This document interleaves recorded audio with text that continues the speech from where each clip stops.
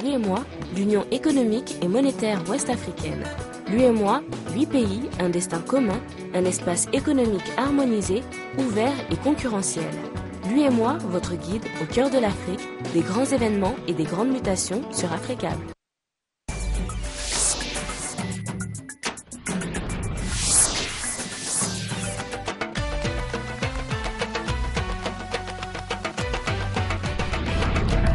Merci à vous qui nous suivez sur Africable Télévision. Bienvenue dans cette édition d'information. Voici les titres. Après 1976, 1998, 2002, c'est au tour de l'année 2014 de procéder à son recensement général de la population sénégalaise. Le gouvernement du Sénégal a financé un montant de 13 milliards de francs CFA pour la réussite de ce dénombrement. Au Niger, le réseau des organisations de la société civile pour la transparence dans les industries extractives tire sur la sonnette d'alarme. Ces organisations dénoncent le manque de transparence dans l'attribution des permis miniers, mais également le licenciement abusif des travailleurs nigériens dans certaines sociétés extractives. Et puis en France, plusieurs organisations musulmanes se sont rassemblées ce vendredi devant la grande mosquée de Paris en hommage à Hervé Gourdel. Des centaines de personnes ont dit halte à la barbarie. Bonsoir à toutes et à tous et merci de votre fidélité à la première chaîne panafricaine. Nous ouvrons cette édition sur le Sénégal après 1976, 1998, 2002. C'est au tour de l'année 2014 de procéder à son recensement général de la population sénégalaise. Le gouvernement du Sénégal a financé un montant de 13 milliards de francs CFA pour la réussite de ce dénombrement. Soucieuse de mettre à la disposition des utilisateurs des données de bonne qualité, l'ANCD a pris le pari d'utiliser les nouvelles technologies de l'information et de la communication, l'innovation de cette année. Mariam Mbeng Faye, Suleiman Anne et Antoumar pour le reportage.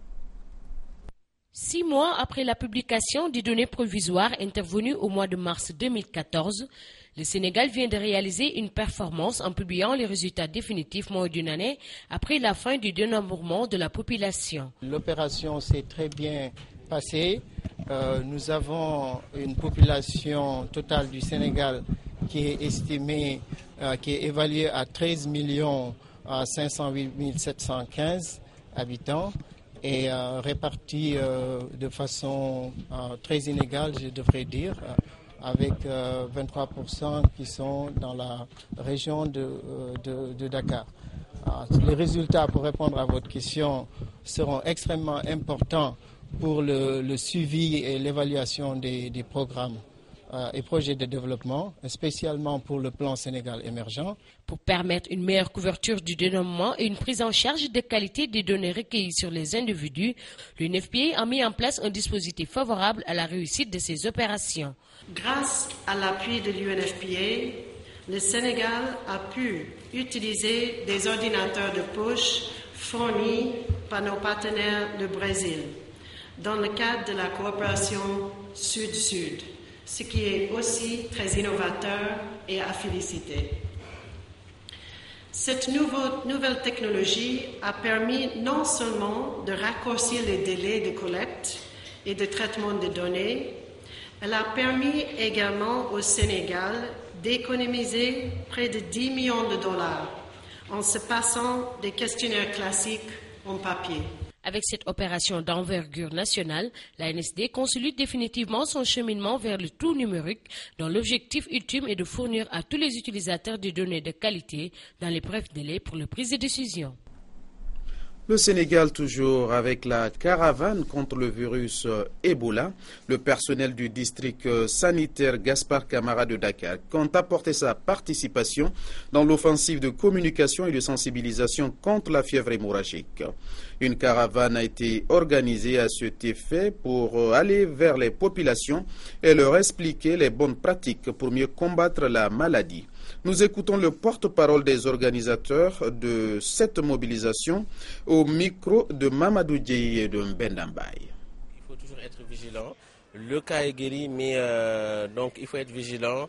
Et la vigilance se met toujours dans la prévention. la prévention, la sensibilisation, l'information, la communication. Et c'est l'idée qu'on a eue. Et ce matin, c'est ce que nous comptons faire, informer les populations, les sensibiliser davantage et communiquer avec eux, les expliquer la maladie, les moyens de lutte, les moyens de prévention. Là, il y a l'hygiène corporelle, l'hygiène individuelle et l'hygiène domestique. Tout ça toutes ces choses-là vont de pair dans cette lutte contre la maladie. Au Niger, le réseau des organisations de la société civile pour la transparence dans les industries extractives et l'analyse budgétaire a animé un point de presse où il dénonce justement le manque de transparence dans l'attribution des permis miniers et pétroliers, mais également le licenciement abusif des travailleurs nigériens dans certaines sociétés extractives. C'est un reportage de Sarki Aboubakar et de Razak Abachi. Dans ce point de presse, le ROTAP dénonce avec fermeté l'opacité avec laquelle certains permis miniers et pétroliers sont octroyés en violation des articles 150 et 153 de la Constitution nigérienne qui exigent une transparence dans l'exploitation et la gestion des ressources naturelles. Par rapport à la transparence, le gouvernement n'a jamais publié au journal officiel les revenus versés à l'État désagrégé société par société comme exige la Constitution. Par ailleurs, certaines pratiques violent manifestement la Constitution qui consacre la priorité des investissements des revenus du secteur extractif dans les domaines de l'agriculture, l'élevage, la santé et la création d'un fonds pour les générations futures. Il vous souviendra que 2 compagnies nigérianes dénommées Advantica et Labana se sont vues octroyer des permis pétroliers en 2013 dans des conditions obscures. Ces permis retomberont plus tard dans le domaine public car les 2 récipiendaires ne voulaient pas verser les bonus de signature. Autre dénonciation, celle du licenciement abusif des travailleurs nigériens par les entreprises extractives et leurs sous-traitants. Des milliers de jeunes travailleurs des sociétés chinoises CNPC et leurs sous-traitants, des sociétés Cominac, Imouraren et Somaïr et leurs sous-traitants ont perdu et sont en train de perdre leurs emplois sans respect de leurs droits et en violation des procédures prévues par le Code du travail, sans que le gouvernement ne puisse appeler ces entreprises au respect des instruments juridiques nationaux en matière de législation sociale. Le ROTAP exhorte enfin le chef de l'État à veiller au respect des lois et règlements de la République en matière d'exploitation et de gestion des ressources naturelles. Dans l'actualité, fin des travaux de l'Assemblée générale des Nations unies à New York, le débat général a vu les dirigeants de ce monde défiler à la tribune des Nations unies. L'Afrique, avec ses priorités d'ordre sécuritaire, économique, environnemental et sanitaire, se décide à amorcer l'après-2015 sur le sceau de la bonne gouvernance. Certains en doutent, d'autres veulent y croire. Nous écoutons le président gabonais Ali Bongo Ondimba, propos recueillis à New York par Ismaël Obionzé et Thierry Mensa. Madame la Présidente, il est notoire que tous ces efforts ne peuvent véritablement prospérer dans un environnement politique, économique et social où règne la bonne gouvernance. C'est dans cette optique que le Gabon s'est doté d'instruments institutionnels tels que la Commission nationale de lutte contre l'enrichissement illicite, dont la mission globale est de garantir la transparence et l'obligation de reddition dans la gestion des deniers publics. Depuis lors, j'ai fait de la lutte contre la corruption un objectif stratégique prioritaire. En ce moment même, des missions de contrôle et d'inspection d'envergure sont menées dans tout le pays avec des résultats conséquents. Voyons à présent ce qui fait le reste de l'actualité en bref et en image avec Albertine Dotseir. Le comité ivoirien de migration vers la télévision numérique terrestre change de tutelle. C'est désormais le Premier ministre ivoirien Daniel Kabla-Donkan qui assure la présidence du comité national de migration vers la TNT dont le délai de réalisation pour Abidjan s'achève en juin 2015. Maître Seydou Diagne, L'un des avocats de Karim Wade demande à faire comparaître devant la Cour de répression de l'enrichissement illicite la première dame, Marième Faisal. Selon Maître Seydou Diagne, la fondation de cette dernière, Servir le Sénégal, a bénéficié d'une subvention de 650 millions de la société Black Pearl Finance, listée dans le patrimoine de Karim Wade. Quelques 280 réfugiés essentiellement syriens secourus en mer ont finalement accepté de débarquer ce vendredi au port de Limassol, alors qu'ils refusaient de quitter le paquebot chypriote venu les secourir jeudi au large de Chypre. Il a fallu plus de 6 heures de négociation. Le Qatar a décidé de retirer son équipe de basket-ball féminin des Jeux asiatiques organisés par la Fédération internationale de basket. Le pays a pris cette décision parce que certaines de ses joueuses sont voilées, tandis que la FIBA interdit le port de voile pour des raisons de sécurité. Le tirage au sort du tournoi de l'UEMOA Togo 2014 a eu lieu ce jeudi à Lomé. Le Togo, tête de poule A et pays hôte de la compétition, devra composer avec le Mali, le Niger et la Côte d'Ivoire. Le match d'ouverture opposera les locaux togolais à leurs homologues maliens. Dans le groupe B, on retrouve le Sénégal, le Burkina Faso, la Guinée-Bissau et le Bénin. Après ce tour d'horizon de l'actualité, toujours pas de solution en vue. Dans la grève des pilotes d'Air France, des négociations ont eu lieu cet après-midi, 12e jour de la grève à Paris. La compagnie française prévoit d'assurer 48% de ses vols et le titre Air France KLM a perdu 15% à la bourse de Paris en 2 semaines. 12e jour de grève, mais pas de panique devant le comptoir d'Air France à Orly. La plupart des clients sont prévenus par mail ou par SMS de l'annulation de leur vol. Le personnel de la compagnie n'est pas débordé. Ça se passe relativement bien, les clients sont informés, donc beaucoup ne viennent pas. Le peu qui viennent, ils sont assez bien dirigés, ça se passe bien, il n'y a pas grand monde finalement. 52% de vols annulés aujourd'hui. La plupart des voyageurs en difficulté sont en transit. Ils prennent leur mal en patience en attendant de trouver un autre avion.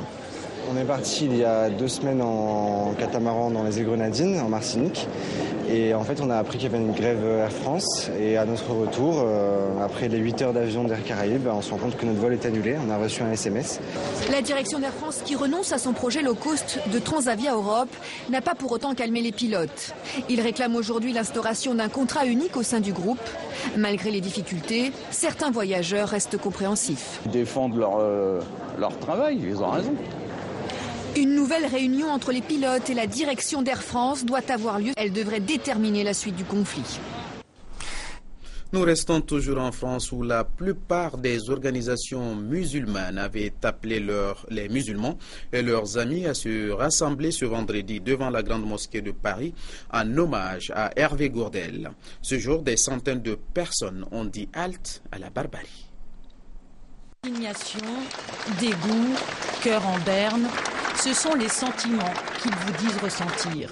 Quelle que soit leur religion, leur croyance, leur appartenance, ils sont plusieurs centaines rassemblés pour rendre hommage à celui qu'ils appellent par son prénom, Hervé, otage français, exécuté par des djihadistes. Il faut non seulement qu'il y ait des musulmans, mais il faut qu'il y ait des non-musulmans, des gens de tous bords. C'est très très important. Je suis venue aujourd'hui, c'est pour rendre hommage à ce monsieur que je ne connais pas du tout, mais qu'on entend beaucoup parler. Et il est dans le cœur de tout le monde en fait. Et là, on est venu exprès pour lui, avec mon fils, pour rendre hommage à ce jeune homme. Ne vous trompez pas, nous ne sommes pas ces terroristes. C'est aussi le message qui est venu délivrer la communauté musulmane, une communauté bafouée dans son identité et qui dénonce une fois de plus les amalgames. Ça aurait été des chrétiens ou autres, la personne n'aurait pas été obligée de se justifier. Nous, musulmans, c'est à longueur d'année qu'on se justifie malheureusement. Mais si on ne le fait pas, on nous considère mal, malheureusement. Avant de quitter la grande mosquée de Paris, nous avons rencontré Eugénie, Fatima et Michel. Jusqu'à aujourd'hui, toutes trois ne se connaissaient pas. Alors, il y a une catholique, une musulmane et une juive. Voilà, c'est tout. Ben oui, voilà, c'est tout. Et on est là, trois confessions différentes. et qui avons l'air de nous entendre. Nous, alors on a l'air. Bon. Mais justement, si tout le monde se parlait, si tout le monde allait les uns vers les autres, moi je pense que ce serait tellement bien de parler. Dans ce rassemblement, beaucoup ont rappelé leur volonté d'unité nationale et leur envie d'un vivre ensemble. Et le Royaume-Uni qui va donc rejoindre la coalition en Irak pour combattre l'organisation de l'État islamique. Le Parlement britannique a donné son feu vert à des frappes qui visent les djihadistes. Il y avait un an, ce même Parlement avait dit non à un engagement militaire pour frapper le territoire syrien. David Cameron est arrivé à convaincre les députés britanniques de cet engagement militaire du Royaume-Uni au sein de la coalition. 500 Britanniques avaient été enrôlés par le pseudo-État islamique et nous devons nous protéger de la menace, a poursuivi le Premier ministre britannique. On l'écoute. Je suis très clair. Le groupe État islamique doit être détruit en Syrie comme en Irak. Et nous soutenons l'action menée en Syrie par les États-Unis et 5 États arabes. Et je crois qu'il existe des arguments solides pour que nous fassions davantage en Syrie. Mais je ne voulais pas venir à la Chambre aujourd'hui avec une motion qui ne fasse pas consensus. Je pense que c'est mieux si notre pays peut agir sur la base du consensus. Ce sera une mission qui ne va pas prendre des mois, mais des années. Mais je crois que nous devons nous préparer pour cet engagement. Et pour terminer, décollage réussi la nuit dernière par la fusée Soyouz pour une mission de 6 mois. À bord de Soyouz, 3 astronautes, un Américain et 2 Russes, parmi lesquels une femme, Elena Serova. C'est la première femme russe dans l'espace depuis 17 ans et la première à rejoindre la station internationale. Depuis 7 ans, elle mène un entraînement de choc. À 38 ans, Elena Serova est la première femme russe à monter à bord de la Station spatiale internationale. Un rêve que cette mère de famille chérit depuis son plus jeune âge. Quand j'étais à l'école, notre professeur nous parlait des réussites des missions spatiales. J'étais très impressionnée par les premiers vols de Svetlana Savitskaya en particulier. C'est la première femme à être sortie de son vaisseau spatial. C'était une personne extraordinaire. Elena, elle, n'est pas là pour réaliser un record, mais simplement pour faire son travail. Une mission de 6 mois où elle mènera des expériences biophysiques et médicales afin d'améliorer la vie sur Terre. Une femme dans l'espace, ce n'est pas nouveau. La première était russe d'ailleurs. Pourtant, la présence d'Elena Serova à bord de l'ISS relève bien du combat. Depuis 50 ans, elle est seulement la 4e russe à s'envoler en orbite. Je rêve depuis longtemps de prouver que les femmes russes sont capables de retourner dans l'espace. En Russie, le retour des femmes dans l'espace reste sujet à controverse. Beaucoup dans l'industrie aérospatiale estiment qu'il s'agit là d'un domaine réservé aux hommes. Cette fois-ci encore, Elena Serova sera la caution féminine d'un équipage entièrement masculin. Mais que ces messieurs se rassurent, sur Terre ou dans l'espace, elle reste bien consciente de sa condition. Dès son arrivée, on le lui a bien rappelé. Elena, vous serez la responsable pour le ménage. Voilà, nous vous informons également que votre émission « À votre avis » de ce vendredi est reportée à une date ultérieure.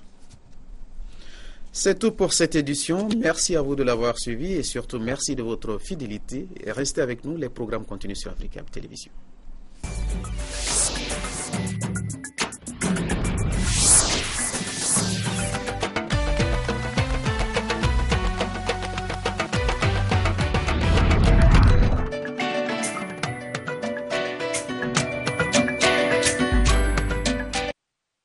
L'UEMOA, l'Union économique et monétaire ouest-africaine.